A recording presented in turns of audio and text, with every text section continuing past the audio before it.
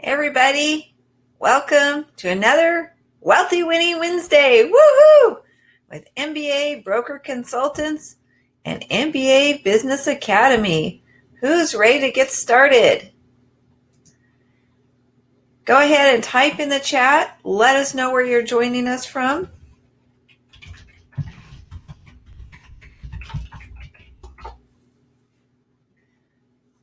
Who's ready to work on their business instead of in their business? We have 1 hour today devoted to that. You'll also receive a workbook.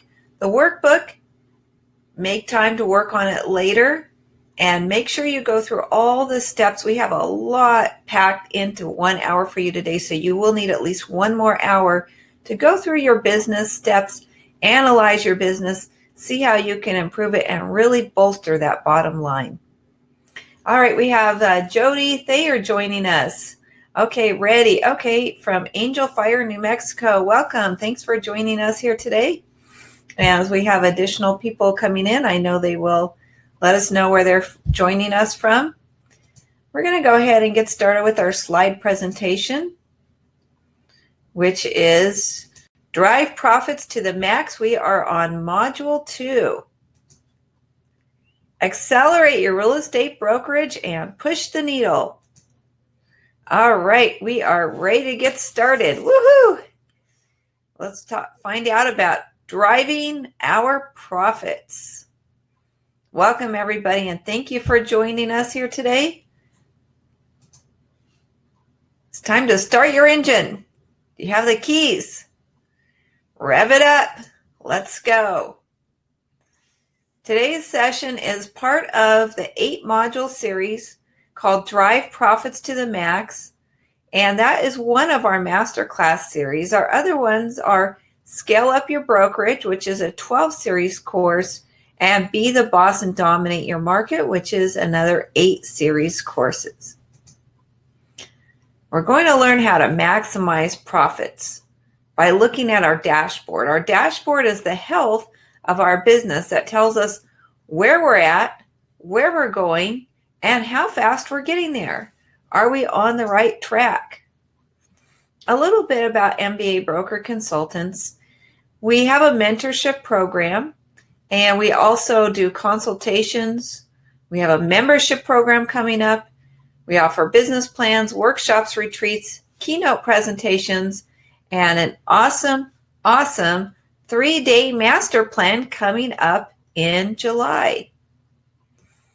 We're going to show you not just how to play the game, but to change it. Today's module is number 2, Operational Management for your real estate brokerage business. Last week, we explored the SWOT analysis in detail. It was really great, and now we're on the next step.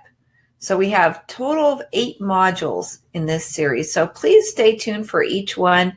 Learn more, grow your business, and become even more profitable. A little bit about me. I have an MBA degree, which is a Master of Business Administration. And prior to that, I earned a BA degree in real estate. I've been a real estate licensee since 1988. And I'm the broker owner of a small boutique brokerage in California. Also the author of some really cool real estate books. As you can see, I am passionate about real estate brokerage, about our industry, and elevating the standards of professionalism. That's why I'm here today. Also, I'm accredited as a small business consultant with AASBC, and many of the principles I'll be teaching today are from the Small Business Consultant, our book that we teach from, our book of knowledge. All right, so our agenda for today, we're going to rev up. We're going to show you the key concepts behind operational management. What is the difference between being effective versus efficient? What type of process improvements can you implement? What about your vertical supply chain and managing that? What about managing for change when change inevitably happens, as it always does, and it will be happening even more in our industry. We've already seen some of that, right? We saw some big news about some big major corporations in real estate this last week. What about outsourcing? I'll teach you my secret 3-part formula. Human resources, that is such a key, important factor in our team's success. And then lastly, technology is not just the tools, but it's the setting up the structure and the framework for that. Now, to help you follow along today and then do a self-analysis and work on this on your own afterwards, we have for you today our activity workbook. So I'm going to go ahead and share that. Okay, it's called Drive Profits Worksheet 2. I just shared that over near the chat box. If you can take a look at that, let me know if you can download it. Also, every week I recommend some books and resources for you to continue reading or listening. If you like listening as you drive in your car like I do on Audible, go ahead and check out those books and resources. Now, what I've done in this series is I've taken those books and resources recommended and I've incorporated them into the activity handout. So that way everything is all in one nice, neat place for your reference later on. And you can go and check that out. Jody says, done, downloaded. All right, great. Let's keep moving. Today's topic is operational management of your real estate brokerage. We are going to take a peek under the hood of your car. And this is where all the operations happen. We see the carburetor and the oil filter and the spark plugs and the radiator and the cylinders and all of those things that normally people on the outside don't see. Normally when you're driving a car down the street, you don't know what's under the hood until something goes wrong. And then you have to pop the hood. So our business is like that as well. Sometimes we don't see the things that are keeping us afloat and operating and driving the business until something goes wrong and we have to pull over to the side and pop the hood and look under the hood and see what's wrong. So today we're going to work on giving you a tune-up so something doesn't go wrong as you're driving down the freeway. So we have 3 important concepts that deal with the topic of operational management. Those 3 important concepts are follow-up, attention to detail, and sense of urgency. Now I have my book here today. It's called The SEMP Approach, and this is the Consultant's Handbook. It has all of our great information. So as I mentioned, a lot of today's topic will be coming from the handbook, which is, really great. This is not something that is sold on Amazon or anything you'll have access to, but I will be recommending some other resources at the end of the day today that you can reference that are even better, that are geared more towards your real estate brokerage. So even though it seems like a cliche of follow-up, attention to detail, sense of urgency, these are the 3 most important concepts that anchor our day-to-day business. We have to consistently practice follow-up. How many of us have heard the saying, the fortune's in the follow-up? What that means is, yes, it's great to have good ideas. It's great to start them. But if we don't finish, then we're sort of left hanging. So follow up, follow up, follow up. And then when you're done with all that, follow through. Make sure the job is done and never stop improving, because the business world is constantly changing. The minute we stop improving, our competitors will jump out there in front of us. So we always have to make sure that we are improving ourselves and our business. Attention to detail is so, so critical. And it's like the hood of the car. We don't realize what's under there and what's keeping us going until all of a sudden there's a breakdown, and we find out that there were a lot of details that were left out, not followed. And a lot of that has to do with our systems, our processes, our procedures. Now, as brokerage owners, most of us have been real estate salespeople, which is great. We were wonderful salespeople, and we're very focused on getting the deal, closing the transaction, making customers happy, moving forward.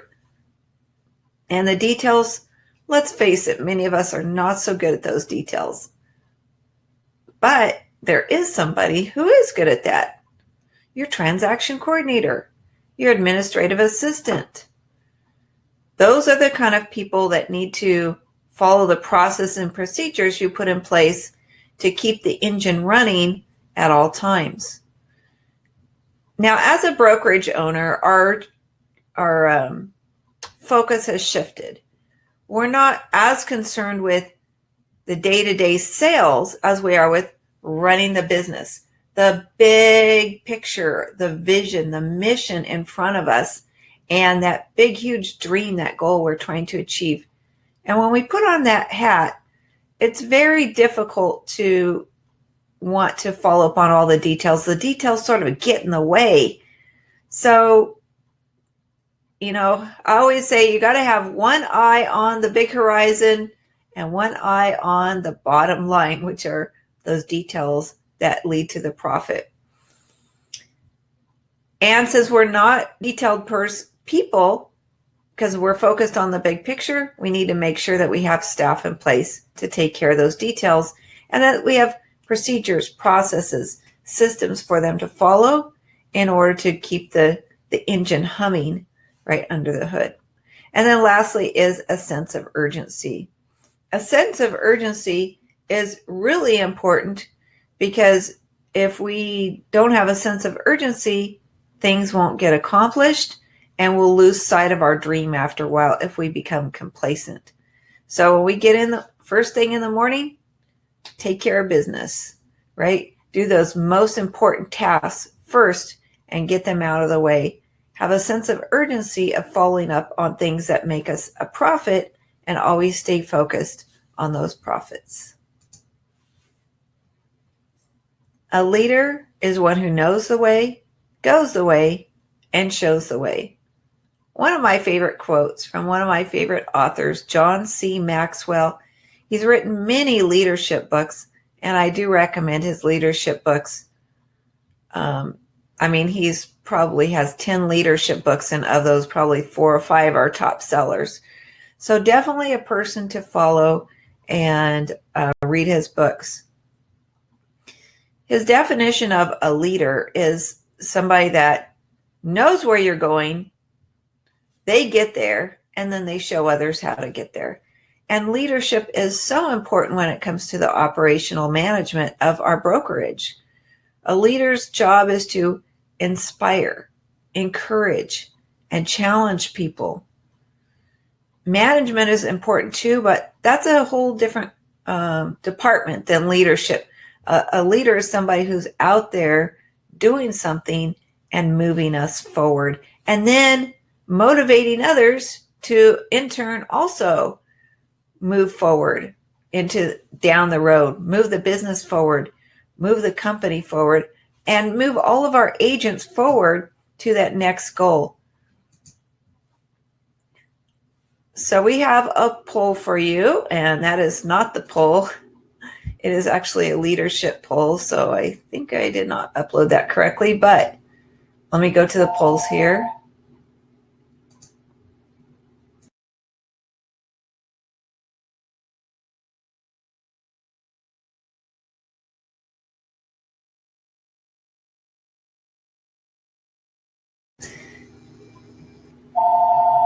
Okay, so the poll is, what is your leadership strength?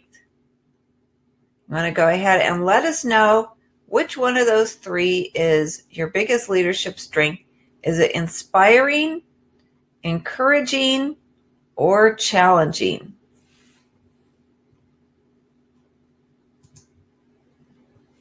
So inspire is where people they sense that you have this great type of goal, a vision. They get excited about it and they want to come on board with you. That's a great motivation. Encouragement is personally reaching out to people and helping them see a better way to do things. And then challenging is that tough part where sometimes people aren't always going to hear the nice, happy thing that they want to hear. They have to be perhaps challenged to do something that's tough, and they need to draw on that inner strength, and you're the person to move them down that path. So, all right, the poll. Let's see how we're doing on that poll. Okay, challenge. So far, everyone has said challenge is your greatest strength. All right, we'll give you a couple more seconds to answer that. So your greatest strength as a leader, is it to inspire others, encourage others, or challenge them? And challenging can be difficult because you have to do it the right way. You have to maybe show them what they did wrong and what they can do correctly to move in the right direction. And you have to say it with tactfulness, kindness, but yet be honest. Okay? All right, we said 100% challenge. Okay. Woohoo! Great job, everybody, with the poll. What about problem solving? That is a huge area in our real estate brokerage. Now, as an example, you might have an agent.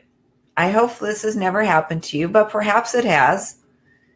That has been, how do we say this? They received a complaint filed against them at the Association of Realtors or the Realtor Board. You as a brokerage, you're on the hot seat. So you need to figure out, first of all, what's the immediate intervention? How can you solve this? And then we need to go back and decide, look at how this happened in the first place. What caused it to happen? Could it have been prevented? And what was the result of this happening? And by asking ourselves these tough questions, we can help prevent this from happening again in the future, right? Because, our agents, sometimes they're new, they don't understand the protocol, or sometimes they're in a hurry. Sad to say, some agents are lazy, or they're just don't care about what the results are. But you as a brokerage owner, you care because it reflects on your brokerage. And in the end, you're the one that's going to be there and you're going to pay the price. Before it even gets to a complaint, how many of us have had this happen? And go ahead and type in the chat bar if you've had this happen, where you received a phone call out of the blue from another agent complaining about your agent. Okay, I've received that several times.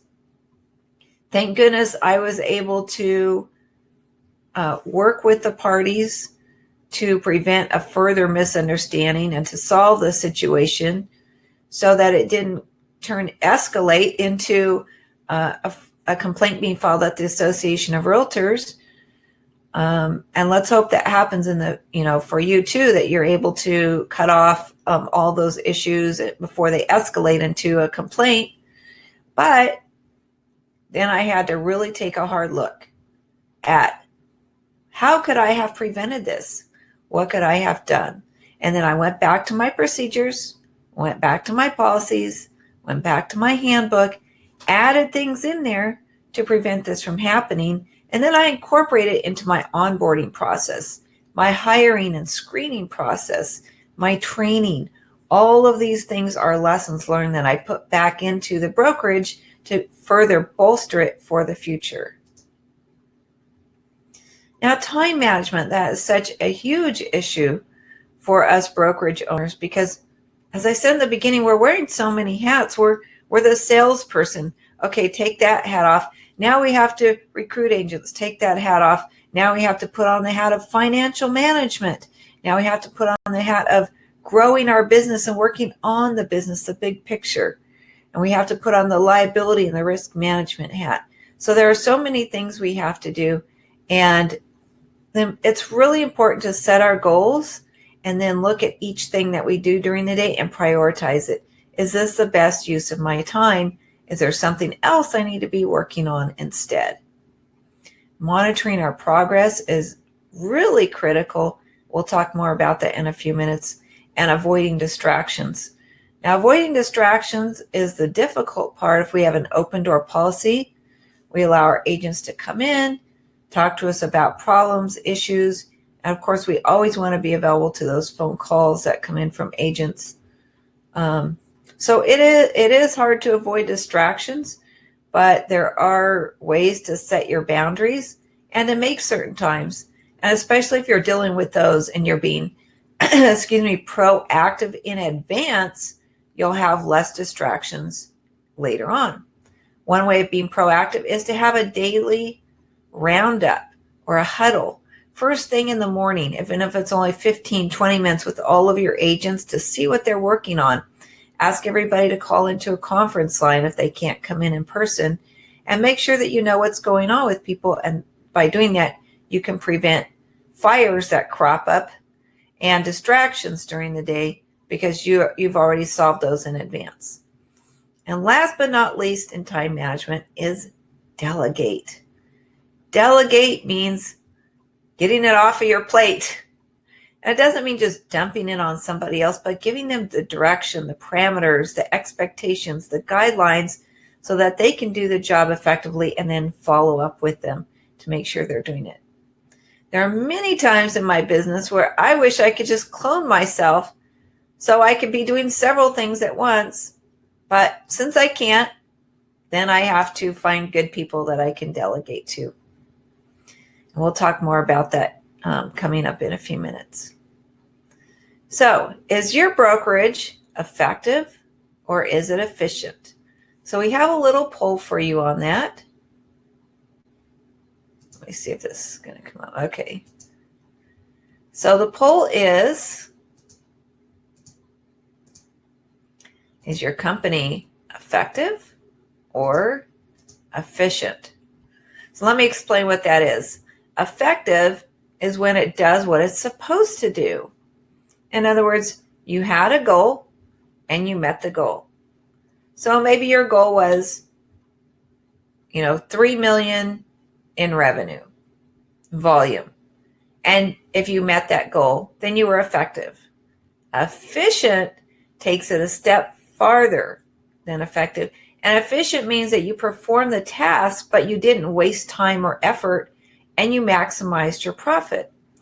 So an effective goal might be, we want to do, say 3 million in revenue. An efficient goal would be, we want to have 3 million in revenue, but we want our profit margin to be 15%. In other words, we're not just concerned about the top line, but we're looking at the bottom line. How did we not waste time and not waste effort and not waste resources to get to that goal? Okay, anyone else want to comment or answer the poll there? Okay, great. We have 50% of you so far said your brokerage is efficient, and 50% said not sure. All right, we're going to go ahead and end the poll there. Thank you, everybody, for participating. Now let's look at the 4-step improvement process. The first step is to look at areas that need to be changed, examine them, and then prioritize it based on profits. Decide on what changes you need to make, and then initiate those changes, which means taking action. Now, in your handout today, you're going to see the last few pages have a self-analysis that you can go through, and you can really take a hard look at your brokerage and look at those areas that you may need to tune up and make some changes in, and then prioritize those based on which will bring you the biggest bang for the buck. In other words, which will increase your profits the most, and work on those first. What's on your radar? we really have to measure and know what our actions are producing. What results are they producing? We have to have that dashboard and know what's coming up ahead.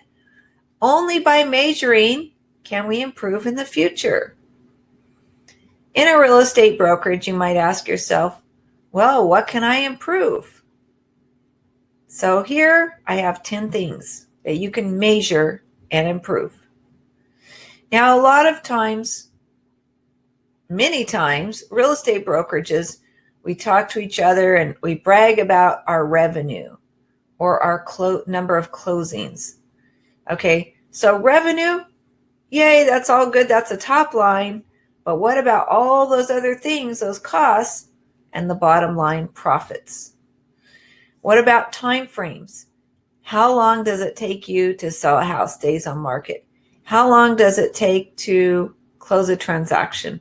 How about your lead follow-up? Those are important time frames. How long before your initial consultation with the buyer for your agents until they get a house under escrow or in the closing process? What about your costs? We talked about the top line, your revenue, but then you have two types of costs. You have your variable costs, which go up and down with your transaction closings, and you have your fixed costs. Can you lower those? What about your inventory? Can you improve those? For example, we might think, oh, we don't have much inventory or supplies in our business, but what about all those lock boxes, those for sale signs, and those key cards, and all those things that keep disappearing? Do you have a way to track those and minimize the loss? What about waste and lost profits? If you have an agent who spends hours and hours and hours showing houses to a buyer, and in the end that buyer turns out to be not qualified, have you lost time and effort? So productivity, that's an important thing to measure and improve. How productive are your agents? Now in our MasterClass session number 5, the Build Your Empire session number 5, we have a complete 2-hour section, and we talk about real estate agents, how to measure their profitability and productivity as far as what they're contributing to your brokerage. What about accidents? Hopefully we don't have those, and hopefully we have insurance. Billing errors. Are there any of those that ever happen? Now, those of us who are REO brokerage owners, we know that as we take on REO accounts, we have to bill within a certain time frame or we lose that profits. Now, how many of us, you can go ahead and type in if this has ever happened to you, type it in the chat. You took on an REO account or you're doing asset management and you didn't get the bill in time or in the correct time frame, and all that money, that potential profit you made, went down the drain. The utilities you paid for or the trash out job you paid for or whatever it is, you lost money because you didn't get that bill in time correctly. What about our client acquisition cost? How much money does it take for us to earn a new buyer or seller at our brokerage? And how long is that process for our lead generation? What about customer complaints? And I'm not just talking about the ones that happen to write you a letter, but what about on Yelp and online? What about doing a survey to find out what customers think about your company and how you can improve? And last but not least, but most importantly, is profits. So these are 10 key areas that we can measure and improve our brokerage. Okay, hey Janice, glad to see you here. Janice says one time. That's happened one time. Okay, I think you're talking about the REO billing. Yes, unfortunately, if you're working on one REO account, you have one billing that doesn't get paid. That was your entire profit for the whole job, right? So we've got to put systems in place to manage these. And we said at the beginning, attention to detail. And we're probably not the detailed people because we're running the business, we're working on the business, but make sure that we have processes, systems in place and hire the right people who can follow up on those details for us. All right, now let's talk for a minute about, oh, you said one time, thankfully it wasn't too big a bill for REO. Yes. Yes, thankfully, right, you learned with a small bill. Supply chain management. What is supply chain? Supply chain is, you can see my little chain here, it's the flow of goods, information, and funds for activities within a business. It includes suppliers and customers, and it manages all the elements up and down that vertical supply chain from point of origin to a point of destination, which is the customers. Okay, so our goal is to link the various business functions together and enhance a company's competitive advantage through efficiency and cost. Now, I know that seems like a lot of, theoretical stuff. So let's talk about what that really means for your real estate brokerage. Do we have a supply chain? Well, we're not selling goods. We're not manufacturing anything. So what is our supply chain? Think about your buyer. Your buyer comes to you. What does your buyer need? Well, in most cases, your buyer needs a mortgage loan. So that would be above us on the supply chain. They need that before they can buy the house. What else do they need? They need escrow. If you're in California, if you're in other states, you need settlement. You need title insurance. They need an inspection. They need pest control services or termite inspection, depending on your state. You need disclosures. You need HOA documents. So as you go through the process that a buyer would go through, you can find that going through the supply chain, they need many products and services. How can we link them all together so buyers aren't floundering on their own? Or better yet, how can we bring them into our brokerage so that we are earning money on each of these items? For example, mortgage lender, maybe we want to start a mortgage lending division in-house.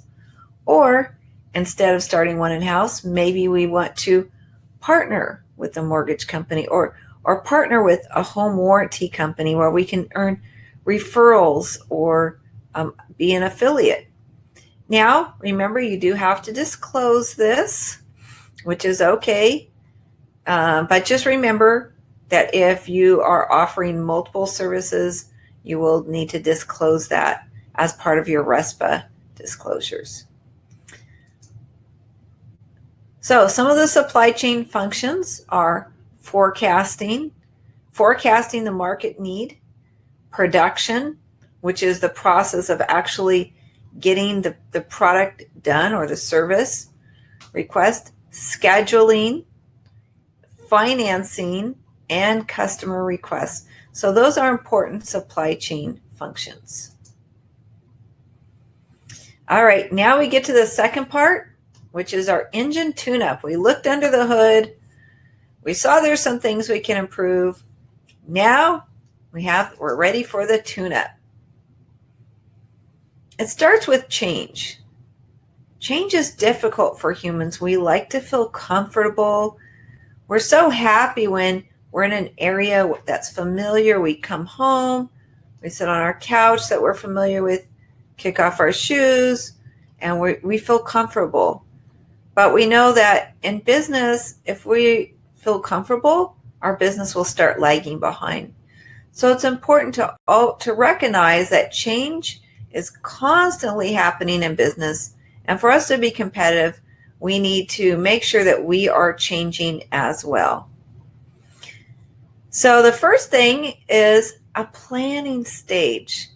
A planning means that we are determining what changes our business needs to make. And then we as a leader, as we talked about earlier, we're taking the lead in that and making the changes and adapting to them. And I know that can be difficult sometimes, adapting to changes. But it is said that, the optimist is a person who thinks everything's fine and it's going to get better. The pessimist is a person who complains about the wind. And the leader is a person who gets in there and adjusts the sails to make sure the ship is on course, or the boat. Now, will there be resistance to change? Yes, of course. We as a leader will probably be the first to resist it. And our team, our management team, our leadership team, and then our agents and our staff. So slowly but surely, we have to get them all involved in the process of change and to have that change mindset of being willing to adapt. And to get their buy-in, make sure they have a vested interest in that. Change can be scary, right? Whether it's for us or it's for our agents or just the industry. How many of us have seen those posts and groups talking about some of those big billion-dollar corporations who seem to be taking over the real estate industry? And many agents are scared about that. Why? Because it's something new and different, and there's some uncertainty involved. So to manage change as a leader, you need to make sure that you have goals that are clearly stated and that you've delegated to the right people. You want to have teams who can work together and make sure that they're motivated. Another great technique is to offer incentives to employees. Have a contest, make it fun, bring in some excitement and energy so that the change is something that they look forward to instead of dread. You always will have open communication. That's part of your open door policy as a brokerage owner. And as we know, a lot of what we do is problem solving. That's why we get paid the big bucks, right? To solve problems. So plan for change, develop employee leaders who can take your banner and run with it and keep going. Now let's switch and talk for a moment about tasks. Earlier, we discussed time management and delegating. So let's dive into that a little more. This is my 3-part secret formula for tasks. There are many tasks involved in running a real estate brokerage. And the first thing I would try to do is to automate that. Now, at least 80% of what you do can be automated. I say at least because your goal should be to try to get it closer to 90%. You want to automate as many of the routine tasks as possible. How do you do that? Number 1, have a system. Number 2, have those processes in place. And number 3, make sure that you have procedures that people can follow the documentation. So automate those tasks. Now, anything that can't be automated, or even if it is automated, number 2 is delegate. Delegate means that you find somebody who's competent and capable of following the system, and you put them in charge of a particular piece of the system. One example of that in a real estate brokerage might be recruiting. Now, recruiting is, for us indie brokers, that might be the one thing that we dread doing. But there are many parts of it that we can automate simply by having a drip system, having a lead service, setting up campaigns, and setting up a regular system of contacting agents and reaching out to them, pulling the MLS reports to look to see who the high producers are, and holding regular events. So much of it can be automated by putting a system together. Now, you may be, as you're growing your brokerage, you might have 50 agents. It may be too much for you to spend time working on this. So what you're going to do is delegate. You're going to hire somebody who can take the lead in recruiting your agents, training them, retention, and managing them, right? And the last thing is outsource. If you can't automate and you can't delegate, then the last step is to outsource. And there's many things in a real estate brokerage that we can outsource. By outsourcing, it produces greater efficiency and cost savings. I have a little poll here we're going to do in just a minute about outsourcing, but Outsourcing helps you acquire specialized knowledge and improve the quality of your work and reduce potential liabilities because you're only one person. You can't do everything, and it's not possible for us small brokerage owners to hire people for every task. So instead of hiring people for every task, we want to look and see what we can possibly outsource. So, okay, let's go here. All right. So here's our poll. Question: when should you consider outsourcing? Should you outsource when it's less costly? In other words, when your company can perform a function better or less costly than can be performed within the company? Or should you outsource when it's more efficient of your employees to work on another area and their time might be better utilized in other areas of the business? Now, one area of, as an example, might be for collecting contacts and putting them into your database. I think all of us dread that task. I know I do. And I will get the business cards, stick them on my scanner, push the button, and send them off to my assistant and let her do all that data entry. Or if we have an event, I get the sign-in sheet with all the information. I put all the sign-in sheets, just stick them in my e-fax, my fax machine, push the button, send them off to my virtual assistant and let her do all that. Because that's not a good use of my time and effort. My time and effort can be utilized in better ways that can make more money. Okay? So go ahead and answer the poll. Should you consider outsourcing A, when it's less costly for you to perform the job, or B, when there's a staff efficiency? In other words, your employees or staff time might be better utilized doing something else, as I gave an example, or C is either. Okay, I'll give you a couple more seconds to answer that. When should you consider outsourcing? When it's less costly, staff efficiency, or either.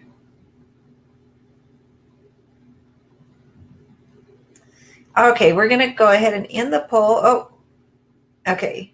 Everybody said either. 100%. Okay, great answer. We're going to go ahead and end the poll now. Great job, everyone. So the key considerations in outsourcing are operational cost savings and optimizing efficiency. Those are the two keys to keep in mind.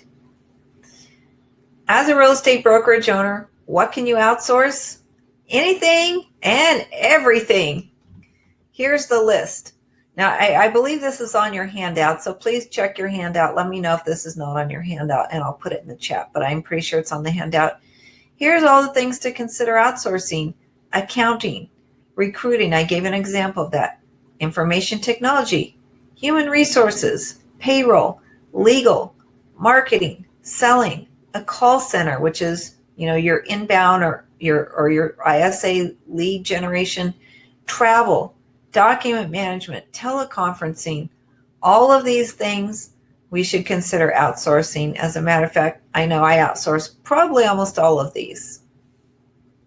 Anybody else want to chime in, tell us a story about your outsourcing and how it's worked effectively for you? Just type into the chat and let us know.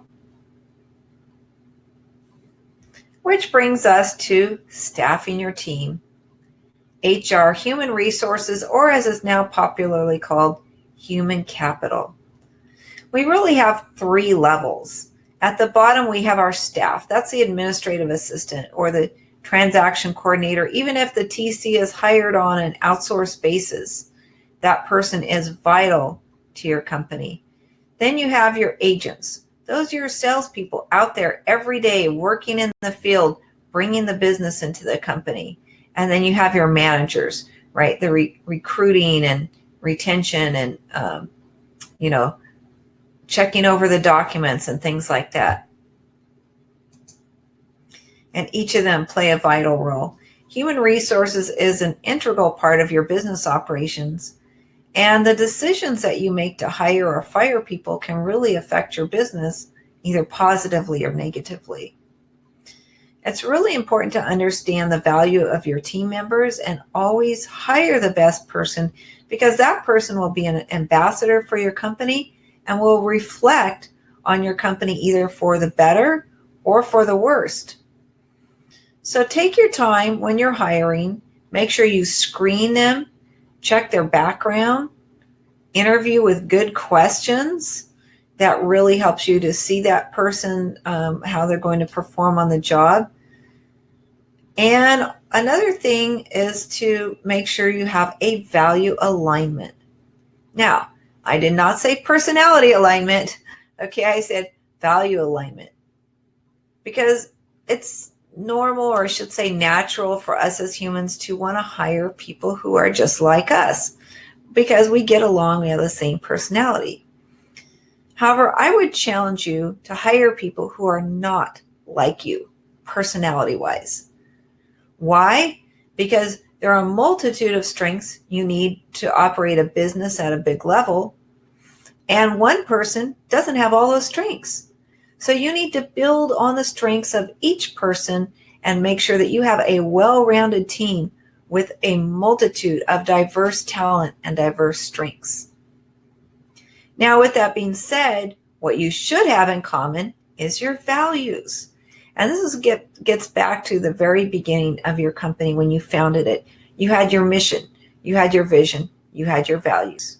And it's very important to hire people who agree with our values and are in line with it, because that is what will make or break the company. The skills and strengths you want a diversity of, but the values, you want those to be in alignment. You want to hire people who are motivated, not lazy. You want to hire people who are ethical, not cheating. You want to hire people who love serving customers, not looking for a way to get rich quick, right? So that would be an example of who you're looking for. Promote the right way from within. Reward people for their effort, for their results, for their loyalty.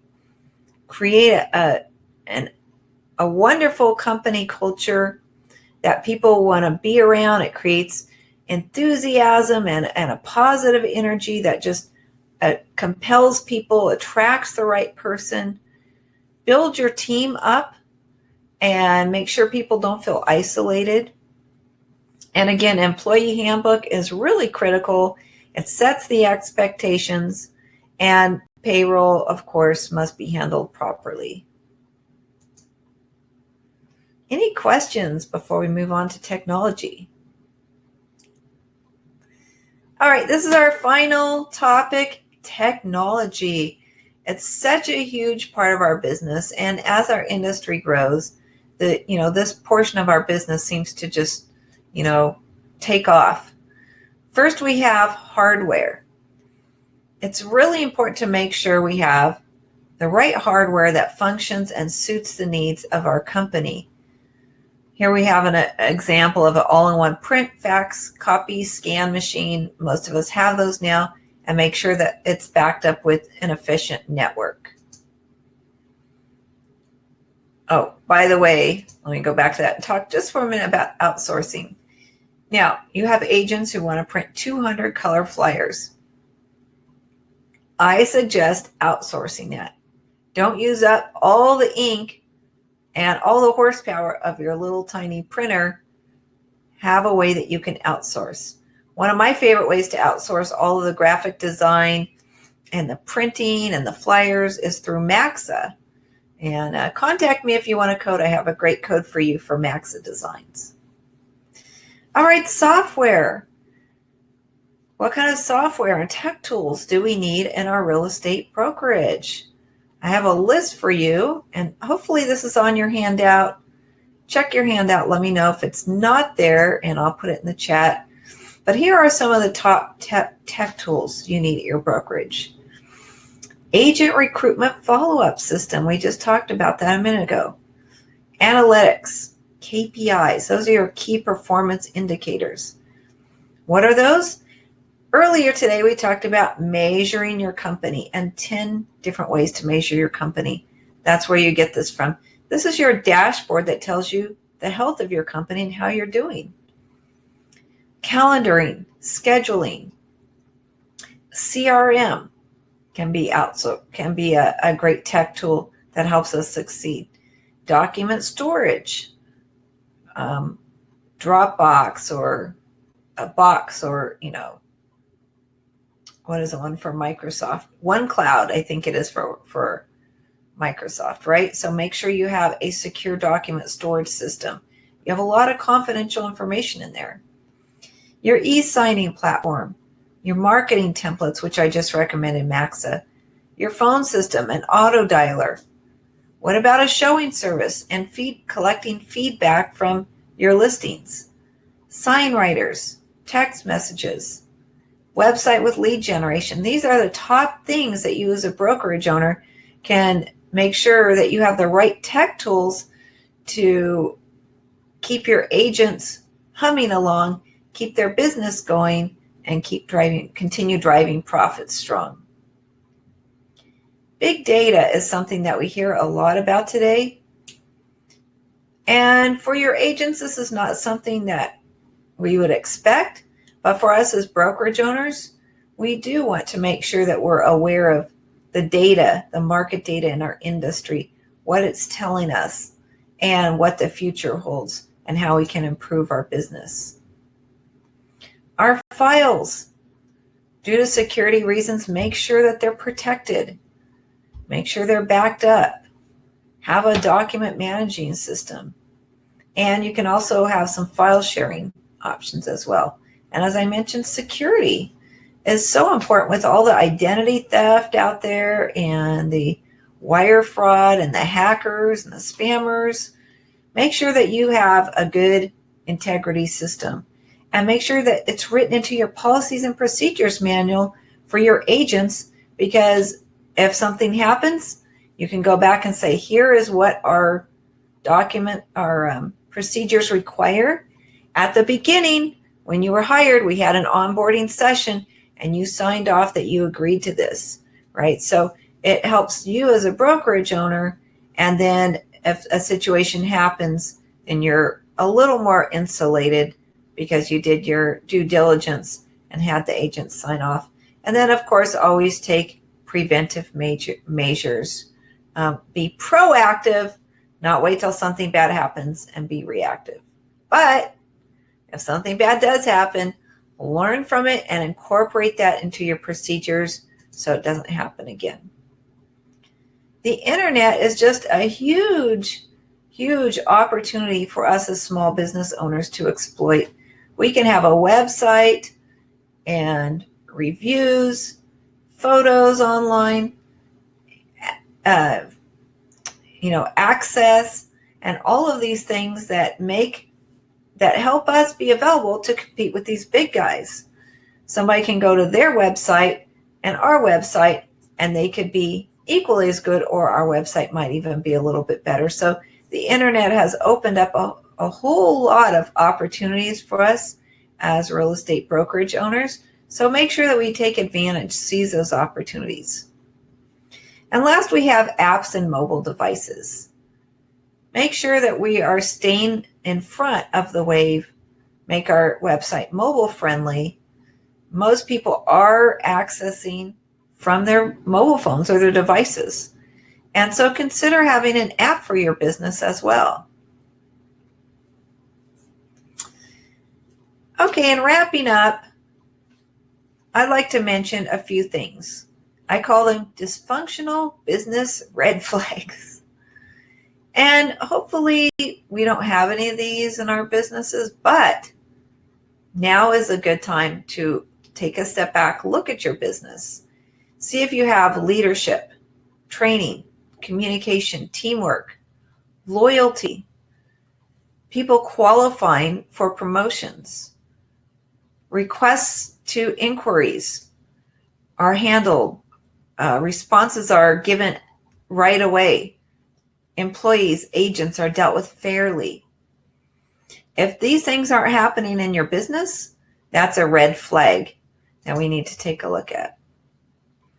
Now, if you'd like to have a tune-up of your business, this is something we can help you with at MBA Broker Consultants. We do have consultations available. We have private company consultations where we will sit down with you, we'll pull your financials, we'll pull your documents together and give you a plan of action and make recommendations for you to move forward and continue on the path of profitability, earning more and keeping more. It's time to power up. Who's ready? All right, so now you have your action plan, right? I said this earlier, the pessimist complains about the wind, the optimist expects it to change, but the leader adjusts the sails. The leader took action. The pessimist talked, the optimist did nothing, but the leader took action and adjusted the sails to fit in with the times. And that's what you're going to do today. You're going to take the handout that you have. I think it might even be up. Yes, the Drive Profits Worksheet 2 is still up and available. Take that, do a company analysis on each of the 8 areas we talked about today, the key concepts, effectiveness versus efficiency, improving your processes, supply chain management, change management, outsourcing, human resources, and technology, and see where you can improve. Oh, there's a little screenshot of the activity worksheet for you. Accelerate and push the needle. Maximize your profits. Okay, so today's recap was all about the key concepts, improving your company in these 8 areas, and operational management. We know now that operational management can sink or swim your business. Which will it be? Will you be proactive in taking the lead, checking under the hood, and giving your car a tune-up, your business a tune-up? Or will you leave it to chance and maybe have your engine blow up while you're driving down the freeway at 65 miles an hour and you have to pull over and stop, and guess what? You get behind in the race. Any questions today? We're here to help you succeed, so please reach out if you have any questions. All right, here's the 2 books I recommend for you. The first is Operations Management for Dummies. And some of the dummy books are, so. This one is really great. This one has 3 authors. 2 of them have doctorate degrees in operational management and have helped many successful companies. So take a look at that. The second is a operations management handbook. Both are excellent. There are a lot of reading, but if you can get them on Audible, listen while you drive, right? What do we call that? Car University. Remember, we do have our MasterClass for brokerage owners. Our goal is to help you build your brokerage empire. We have 12 courses. Subscribing to this, you get online access, you get activity worksheets, bonus content, and resources. So how awesome is that?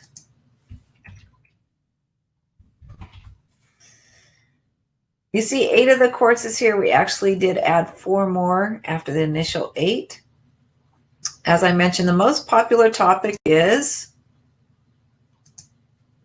let's go right here. Let me get my little marker so I can draw it for you. Here's our most popular topic right there: agent recruitment and profitability. That is actually a 2-hour session instead of 1-hour session, and it is the most popular of any of the topics because it really takes a deep dive, and this is sort of the heart of our operations.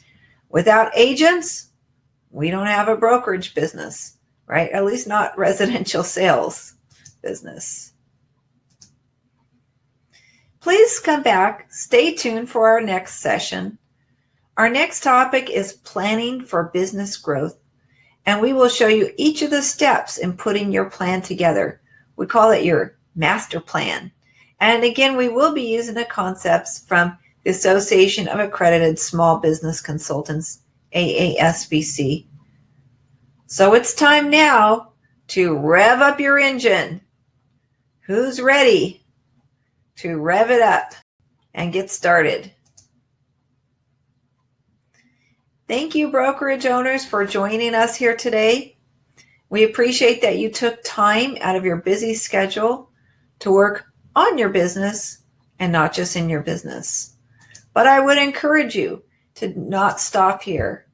This was a great start to work on your business, but now it's time to take it to the next level. Get the worksheet, do the self-analysis, go through each item and look at how you can improve your processes, how you can improve your operational management, and really take your business to the next level. I'm Regina Brown signing off. Thank you for joining us here today. And again, we will see you very shortly for our next session. Bye, everybody. Have a great week and happy Wealthy Winning Wednesday. Woohoo!